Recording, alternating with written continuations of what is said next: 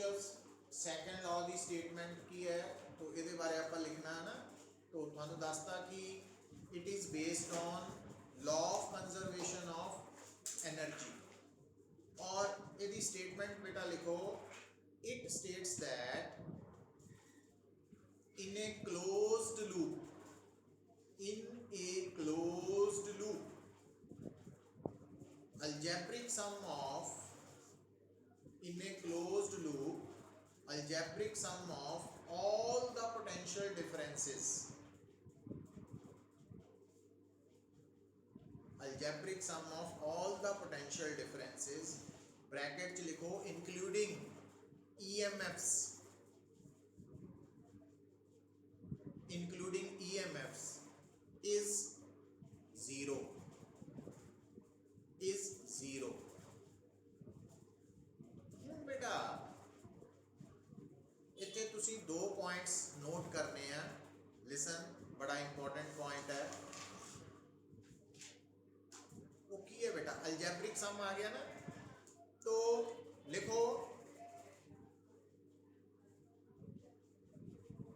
Note करके लिखियो, underline करके अपने लिए, खास करके ये थोड़े लिए पोर्शन है, नोट करके लिखना कि in a loop, in a loop for a resistor, resistor दे लिए, for a resistor potential difference is equal to I R. In a loop potential difference for a resistor के बराबर लिखना, आई, आई मतलब रजिस्टर च फ्लो करने वाला current, into R means resistance of that resistor, comma for cell, cell दे लिए, cell दे लिए potential difference is equal to its EMF. तो सेल का पोटेंशियल डिफरेंस कितना, जिन्ना उसका ईएमएफ, ये नोट कर लेना तुसी, कॉमा फॉर कैपेसिटर, मतलब अगर थोड़े सामने कैपेसिटर वाला सर्किट है, for capacitor potential difference is equal to Q by C. Q की है चार्ज ऑन कैपेसिटर, ते सी की है its capacitance. For capacitor potential difference is equal to Q by C, Q charge on capacitor है, ते we अपना सी capacitance of capacitor है ना। तो इस तरीके नाल आपां नोट करना। हाले तो सानू रजिस्टर बारे ते सैल बारे ही जरूरत पैनी है। फिर बेटा नोट करके लिखो, while taking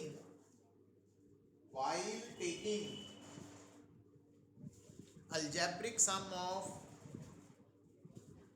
potential differences, ये भी नोट करके लिखना बेटा, while taking algebraic sum of potential differences, comma potential fall or potential drop is taken to be negative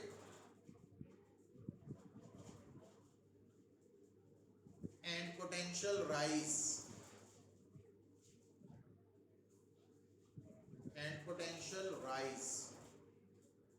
is taken to be positive।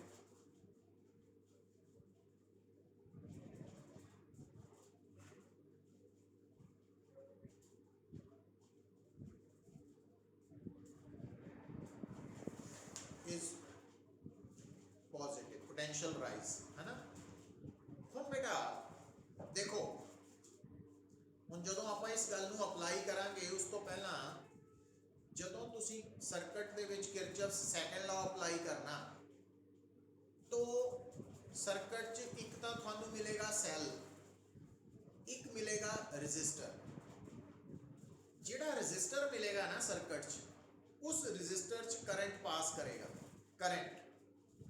तो अगर बेटा गल नूं सुनियो, तो अगर थोड़े सामने जो रजिस्टर है उहदे विच करंट की डायरेक्शन थानू नजर आ रही है इस तरफ, तब तुसी की करना, जेड़ा ये रजिस्टर है ਇਹਦੇ ਚ करंट की ਜਿਹੜੀ डायरेक्शन आ रही है नजर ਤੁਹਾਨੂੰ साफ नजर आएगी, है ना, क्लियर होएगा भी करंट किस डायरेक्शन। तब तुसी याद रखना कि रजिस्टर च करंट की डायरेक्शन हमेशा higher potential to lower potential होती है। मतलब रजिस्टर च करंट की डायरेक्शन ਨੂੰ देख के दस सकते हैं कि रजिस्टर का लेफ्ट एंड हायर पोटेंशियल है ते लो जेड़ा राइट एंड है वो low potential. H for higher potential, higher electric potential, L for lower electric potential। और अगर बेटा यही रजिस्टर है पर ਇਹਦੇ ਚ करंट की डायरेक्शन इतना वा, तब इट मींस आ हायर है और आ लोअर है। क्यों? क्योंकि रजिस्टर ਦੇ ਵਿੱਚ करंट हमेशा फ्लो करेगा from higher potential to lower potential. ये कन्वेंशन नहीं रियलिटी है, तो इनू याद रखना। और इस करके ਜਦੋਂ ਆਪਾਂ ਕਿਰਚੌਫ ਸੈਕੰਡ ਲਾ ਅਪਲਾਈ ਕਰਨਾ ਨਾ, ਤਾਂ ਅਸੀਂ ਰੈਜ਼ਿਸਟਰ ਚ ਕਰੰਟ ਦੀ ਡਾਇਰੈਕਸ਼ਨ ਦੇ ਅਕੋਰਡਿੰਗਲੀ ਰੈਜ਼ਿਸਟਰ ਦਾ ਇੱਕ ਐਂਡ H ਲਿਖ ਦੇਣਾ, ਇੱਕ L ਲਿਖ ਦੇਣਾ। H और L ਕਿੱਦਾਂ ਲਿਖਣਾ ਕਿ ਕਰੰਟ ਹਮੇਸ਼ਾ H ਤੋਂ L ਵੱਲ ਜਾਣਾ, ਇਹ ਯਾਦ ਰੱਖ ਲਈ। ਉਹਦੇ ਹਿਸਾਬ ਨਾਲ ਇੱਕ ਐਂਡ H, ਦੂਜਾ L ਲਿਖਣਾ। H for higher potential, higher electric potential, L for lower electric potential. ਅੱਛਾ, ਹੁਣ ਬੇਟਾ ये ਤੁਹਾਡੇ सामने आ सेल है और E की है सेल का EMF, इतने E इलेक्ट्रिक फील्ड नहीं है, EMF है। तो आ ਜਿਹੜਾ सेल है ना, और इस सेल च मान लो करंट फ्लो हो रहा इस तरफ, तो सेल के केस च तुसी करंट वाल बिल्कुल भी ध्यान नहीं देना। तुसी किहदे वाल ध्यान देना, सेल दी जिहड़ी लॉन्गर लाइन है वो है पॉजिटिव इलेक्ट्रोड, मतलब हायर, और जिहड़ी छोटी लाइन है वो है नेगेटिव इलेक्ट्रोड लोअर पोटेंशियल। मतलब जिहड़ा सेल है ना ਉਹਦੇ ਵਿੱਚ H और L ਕਿਹਦੇ ਹਿਸਾਬ ਨਾਲ ਲਿਖਣਾ, ਕਰੰਟ ਦੇ ਹਿਸਾਬ ਨਾਲ ਨਹੀਂ ਲਿਖਣਾ, ਕਿਹਦੇ ਹਿਸਾਬ ਨਾਲ ਲਿਖਣਾ, ਪੋਜ਼ਿਟਿਵ ਔਰ ਨੈਗੇਟਿਵ ਇਲੈਕਟ੍ਰੋਡ ਦੇ ਹਿਸਾਬ ਨਾਲ। ਕਰੰਟ ਦੇ ਹਿਸਾਬ ਨਾਲ ਬਿਲਕੁਲ ਨਹੀਂ, ਕਰੰਟ ਦੇ ਹਿਸਾਬ ਨਾਲ H और L ਸਿਰਫ ਰੈਜ਼ਿਸਟਰ ਚ ਲਿਖਣਾ, ਇਹ ਧਿਆਨ ਚ ਰੱਖ ਲਈ। अच्छा, ਹੁਣ ਜਿੱਦਾਂ ਇੱਥੇ ਹੈ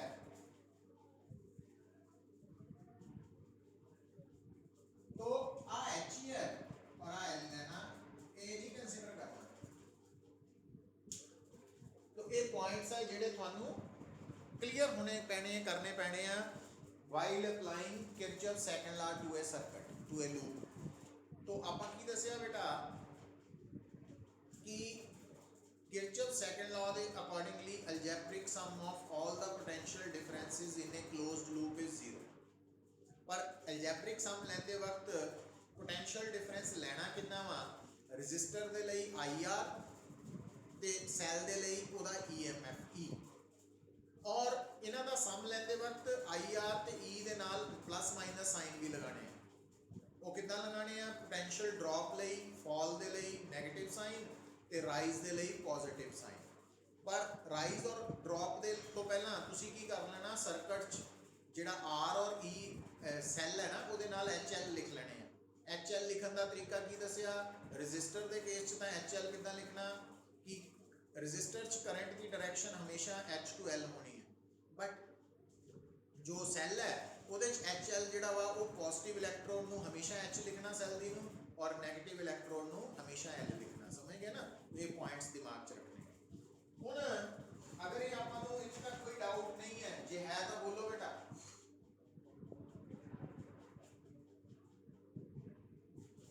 तो अगर कोई डाउट नहीं है किसी को भी, तो इन्हां रिजल्ट्स को याद रखते हुए हुण तुहाडे सामने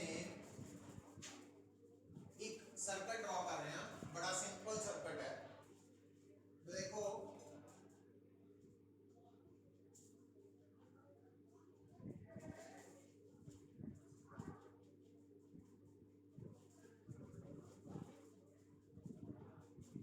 एक सर्किट है, बड़ा simple.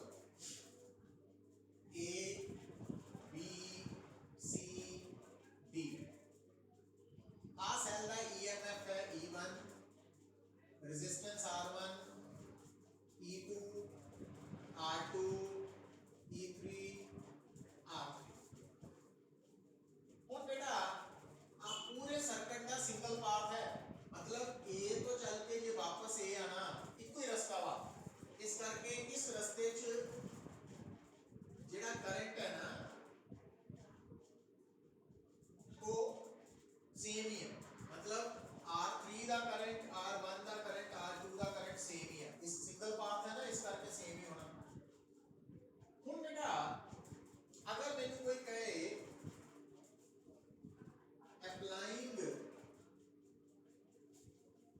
Kirchhoff's second law to loop, मान लो मैं लूप केड़ी सिलेक्ट की है, A B C D A, है ना, तो loop A B C D A इधर ਤਾਂ ਇਹਦਾ मतलब मैं ਜਦੋਂ इस लूप ਦੇ ਵਿੱਚ किरचॉफ सेकंड लॉ अप्लाई करना ਤਾਂ मैं स्टार्ट A ਤੋਂ करना, फिर B ਤੇ जाना, फिर C ਤੇ, फिर D ਤੇ, फिर वापस A ਤੇ पहुंचना। ਹੁਣ A ਤੋਂ B ਜਾਂਦੇ ਵਕਤ ਰਸਤੇ 'ਚ ਪਹਿਲਾਂ ਕੌਣ ਮਿਲਿਆ, ਸੈੱਲ। A ਤੋਂ B ਜਾਂਦੇ ਵਕਤ ਰਸਤੇ 'ਚ ਪਹਿਲਾਂ ਮਿਲਿਆ ਸੈੱਲ, तो ਸੈੱਲ ਦਾ ਪੋਟੈਂਸ਼ੀਅਲ ਡਿਫਰੈਂਸ ਕੀ ਹੈ, ਉਹਦਾ EMF। फिर सैल ਨੂੰ क्रॉस ਕਰਨ ਤੋਂ ਬਾਅਦ ਕੌਣ ਮਿਲਿਆ, ਰੈਜ਼ਿਸਟਰ, ਤੇ ਰੈਜ਼ਿਸਟਰ ਦਾ ਪੋਟੈਂਸ਼ੀਅਲ ਡਿਫਰੈਂਸ ਕੀ ਹੈ, ਰੈਜ਼ਿਸਟਰ ਦਾ ਕਰੰਟ ਤੇ ਰੈਜ਼ਿਸਟੈਂਸ ਦੀ ਵੈਲਿਊ ਦਾ ਪ੍ਰੋਡਕਟ। फिर B ਤੋਂ C ਜਾਂਦੇ ਵਕਤ ਸੈਲ ਮਿਲਿਆ, तो ਸੈਲ ਦਾ ਇੱਕ ਪੋਟੈਂਸ਼ੀਅਲ ਡਿਫਰੈਂਸ ਉਹਦੇ EMF ਦੇ ਬਰਾਬਰ ਲਿਖਣਾ। C ਤੋਂ D ਜਾਂਦੇ ਵਕਤ ਪਹਿਲਾਂ ਮਿਲਿਆ ਰੈਜ਼ਿਸਟਰ, तो ਉਹਦਾ पोटेंशियल डिफरेंस आ गया रेजिस्टर ਦਾ करंट इनटू R2, फिर मिलिया सेल, D ਤੇ पहुंच गए, ਹੁਣ D ਤੋਂ वापस ये आए, फिर रेजिस्टर मिलिया, है ना। ਹੁਣ अगली गल की है, ਇਹਨਾਂ ਦਾ ਸਮਤਲ ਹੈ ਨਾ ਆਪਾਂ, पर ਨਾਲ प्लस माइनस साइन भी जोड़ने हैं। ਹੁਣ ਉਹਦੇ ਲਈ देखो बेटा आ H है ते आ L है, आ H है ते आ L है, आ H है ते आ L है, पर रेजिस्टर ਦੇ ਵਿੱਚ ਜੋ आ रेजिस्टर ਚ करंट इधर ਨੂੰ है, आ H है तो आ L है, इस रेजिस्टर ਚ करंट इधर ਨੂੰ है, आ H है तो आ L है, ਇਹਦੇ ਵਿੱਚ करंट ਥੱਲੇ ਨੂੰ है, आ H है तो आ L है। ਹੁਣ ਆਪਾਂ ਦੁਬਾਰਾ ਲੂਪ ਵਾਲਾ ਇਹ ਬੇਟਾ, ਜਦੋਂ ਤੁਸੀਂ A ਤੋਂ B ਗਏ, ਜਿਹੜਾ ਰਸਤੇ 'ਚ ਸੈੱਲ ਮਿਲਿਆ, ਤਾਂ ਤੁਸੀਂ A ਤੋਂ B ਜਾਂਦੇ ਵਕਤ ਤੁਹਾਨੂੰ ਸੈੱਲ ਦਾ ਪਹਿਲਾਂ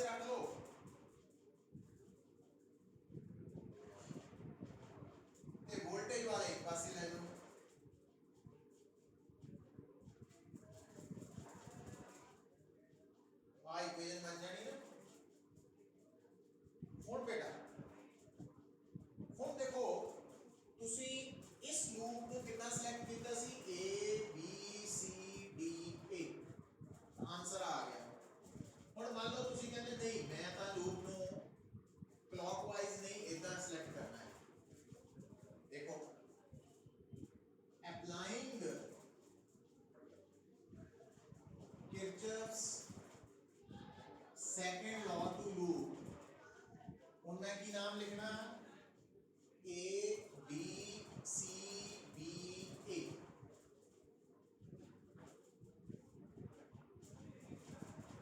मतलब पहला मैं जाना A तो D, A तो D रजिस्टर ऑन करके मैं पोटेंशियल डिफरेंस कितना लिखना IR3। फिर मैं जाना D तो C, D तो C जाते वक्त पहला सेल मिलया तो ਉਹਦਾ पोटेंशियल डिफरेंस है E3। फिर रजिस्टर मिलया, C तो B जाते वक्त सेल मिलया और B तो A आते वक्त पहला रजिस्टर मिलया फिर सेल मिलया 0। इन्हां सारियां दा सम 0 है, पर साइन लेने वाले साइन कितना लेने पुत्र A तो D जाते वक्त आप जा रहे हैं H तो L वाल है ना फॉल, B तो C जाते वक्त जब आप ये चो लग रहे हैं H तो L जा रहे हैं फॉल, आ भी फॉल, आ भी फॉल, आ भी फॉल, आह राइज। और थोड़ा एक रिजल्ट की बन गया -IR3 -E3 -IR2 -E2 -IR1 +E1 is equal to 0। पहली नजर से हो सकता थानू आ क्या फर्क लगे पर सेम ही है, सेम कितना देखो और अगर तुसी करंट सूत्र ले जाने यार तो आ -E3 -E2 E1 सेम बन गया ना ये, और आप उधर जाके प्लस अभी प्लस अभी प्लस,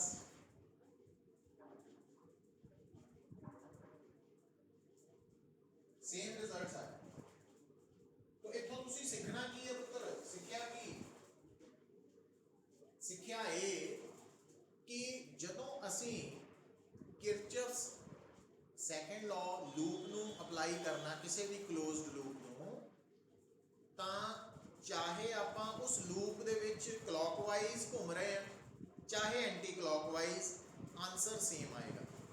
ਆਨਸਰ ਤੇ ਨਹੀਂ ਫਰਕ ਪੈਣਾ, ਹਾਂ ਇਕੁਏਸ਼ਨ ਲਿਖਦੇ ਵਕਤ ਪਲੱਸ ਮਾਈਨਸ 'ਚ ਫਰਕ ਆ ਜਾਣਾ ਬਟ ਆਨਸਰ ਸੇਮ ਹੈ। ਆਨਸਰ ਨਹੀਂ ਅਲਟੀਮੇਟਲੀ ਕੋਈ ਫਰਕ ਨਹੀਂ ਹੈ। ਇਹਦਾ ਮਤਲਬ ਤੁਸੀਂ ਫ੍ਰੀ ਹੈ ਕਿ ਲੂਪ ਨੂੰ ਸਿਲੈਕਟ ਕਰਕੇ ਉਹਦੇ ਅੰਦਰ ਕਲੌਕਵਾਈਜ਼ ਜਾਂ ਐਂਟੀ ਕਲੌਕਵਾਈਜ਼ ਘੁੰਮਣਾ, ਉਹਦੇ 'ਚ ਤੁਸੀਂ ਤੁਹਾਨੂੰ ਕੋਈ ਰਿਸਟ੍ਰਿਕਸ਼ਨ ਨਹੀਂ ਹੈ, ਸੋਚਣ ਦੀ ਨਹੀਂ ਲੋੜ ਵੀ ਮੈਂ ਲੂਪ 'ਚ ਕਲੌਕਵਾਈਜ਼ ट्रैवर्स करा कि एंटी क्लॉकवाइज, वो आंसर की सेम रहेगा है ना। तो ये बेटा वो पॉइंट्स है जेडे थानू समझ होनी चाहिए है while using Kirchhoff second law.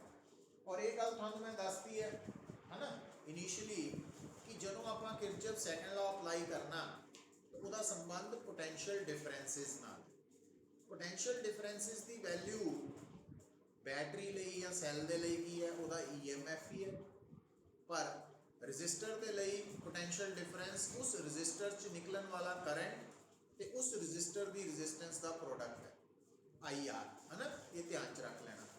और प्लस काम नूं सौखा करने लिए बेटा तुसी सर्किट दे विच H और L की वैल्यू रजिस्टर के अक्रॉस भी लिख लेनी है तो सैल के अक्रॉस भी लिख लेनी, ਉਹਦੇ ਨਾਲ ਤੁਹਾਨੂੰ पता लग जाएगा कि जदों आप उस रजिस्टर चों या सैल चों पास कर रहे हैं तो फॉल हो रहा पोटेंशियल के राइज हो रहा, ठीक है। तो स्टार्टिंग लिए ये थानू मतलब हेल्पफुल होएगा ये स्टैप, बाद चों जो एक बार प्रैक्टिस होगी तो तुसी छड्ड भी सकते हैं HL लिखना, बट एक बार लिखोगे तो मुश्किल घट आएगी। एक्चुअली साडा पर्पस की होंदा कि ये जो किरचॉफ फर्स्ट लॉ या सैकेंड लॉ है ना, ये जिहड़ा साडा सर्किट है ਉਹਨੂੰ सॉल्व करने का मतलब है उस सर्किट के विच अननोन वैल्यूज़ ਨੂੰ निकालना, तो कुछ वैल्यूज़ नोन होणगियां कुछ अननोन होणगियां, तो नोन ते अननोन वैल्यूज़ तो मिलके जिहड़ी इक्वेशनस बनणगियां है ना, वो इक्वेशनस बनाने लई Kirchhoff first law second law help करदे।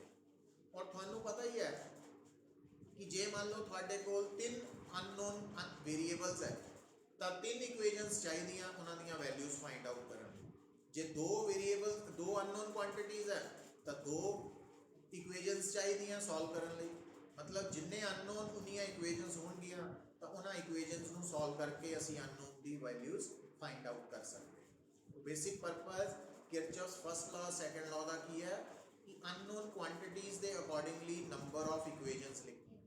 ਹੁਣ ਇਹਦੇ ਵਿੱਚ ਬੇਟਾ ਇੱਕ ਇਕੁਏਸ਼ਨ ਤਾਂ ਬਣ ਜਾਂਦੀ ਹੈ ਕਿਰਚੌਫਸ ਫਸਟ ਲਾ ਤੋਂ, ਬਾਕੀ ਜੇ ਮੰਨ ਲਓ ਤੁਹਾਡੇ ਮਤਲਬ ਜਦੋਂ ਆਪਾਂ ਨੂਮੈਰੀਕਲ ਸੋਲਵ ਕਰਾਂਗੇ ਤੁਹਾਡੇ ਸਰਕਟ ਦੇ ਵਿੱਚ ਸਪੋਜ਼ ਦੋ ਅਨਨੋਨ ਨੇ, ਤਾਂ ਦੋ ਅਨਨੋਨ ਦਾ ਮਤਲਬ ਹੈ ਕਿ ਇੱਕ ਇਕੁਏਸ਼ਨ ਤਾਂ ਆ ਜਾਏਗੀ ਫਸਟ ਲਾ ਤੋਂ, ਤੇ ਦੂਸਰੀ ਇਕੁਏਸ਼ਨ ਤੁਸੀਂ ਇੱਕ ਲੂਪ ਸਿਲੈਕਟ ਕਰਕੇ ਕੱਢ ਲੈਣੀ ਹੈ ਨਾ। ਤਾਂ ਉਹ ਜਿਹੜੀ ਲੂਪ ਸਿਲੈਕਟ ਕੀਤੀ ਹੈ ਉੱਥੇ ਕਿਰਚੌਫ ਸੈਕੰਡ ਲਾ ਅਪਲਾਈ ਕਰਕੇ ਦੂਸਰੀ ਇਕੁਏਸ਼ਨ ਬਣਾ ਲੈਣੀ ਹੈ ਤੇ ਦੋਨਾਂ ਨੂੰ ਸੋਲਵ ਕਰਕੇ ਆਨਸਰ ਆ ਜਾਏਗਾ। ਤੇ ਜੇ ਮੰਨ ਲਓ ਤਿੰਨ ਅਨਨੋਨ ਹੈ ਫਿਰ ਇੱਕ ਇਕੁਏਸ਼ਨ ਆ ਗਈ ਫਸਟ ਲਾ ਤੋਂ ਤੇ ਦੋ ਇਕੁਏਸ਼ਨਸ ਕਿਰਚੌਫ ਸੈਕੰਡ ਲਾ ਤੋਂ ਲੈਣ ਲਈ ਤੁਹਾਨੂੰ ਦੋ ਅਲੱਗ ਲੂਪਸ ਲੈਣੀਆਂ ਪੈਣੀਆਂ ਉਸ ਸਰਕਟ ਦੀਆਂ, ਹੈ ਨਾ। ਉਹ ਪ੍ਰੈਕਟਿਸ ਤੋਂ ਪਤਾ ਲੱਗੇਗੀ ਸਾਨੂੰ ਕੱਲ। ਇਸ ਤਰੀਕੇ ਨਾਲ ਤੁਸੀਂ ਜੋ ਸਰਕਟ ਹੈ ਉਹਨੂੰ ਸੋਲਵ ਕਰ ਸਕਦੇ।